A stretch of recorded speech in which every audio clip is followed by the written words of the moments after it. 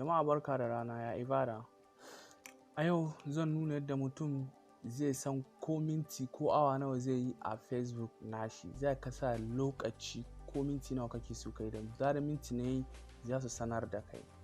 Amma da farko kafin mu je a cikin shirin, ina so da Allah ku danna mana subscribe da like da share akan wannan channel mai suna Hamid Tech TV. Mun gode. Da farko za mu zo mu kula nan. Gashi in kun kula, gashi nan. In kun kula gashi nan inda aka rubuta your time on Facebook. Gashi nan za ka zo ka shiga.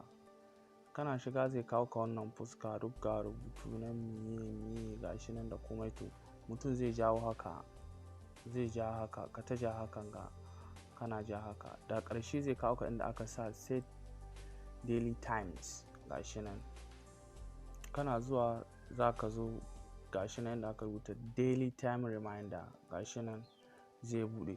To idan ya zo gashi nan za ku ga inda aka rubuta your reminder will start tomorrow. You have already exceeded this daily time for today.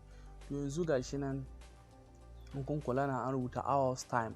To yanzu misali a ce, bari yanzu misali a ce ina so in yi awa ɗaya akan Facebook daidai. Yanzu misali zan sa awa ɗaya. Gashi nan 1 hour and 0 minutes. To da na yi awa ɗaya na gama amfani da Facebook. To za su gashi nan ina danna nan na yi setting, za su sanar da ni duk lokacin da na hau Facebook da na yi awa ɗaya akan Facebook. To za su sanar da ni, za su yi man ƙararrawa. Gashi nan yanzu gashi nan kun kula daily time reminder 1 hour. To duk kai awa ɗaya akan Facebook za su sanar da kai. Ƙarshen bidiyon mu kenan. Na gode, sai anjima.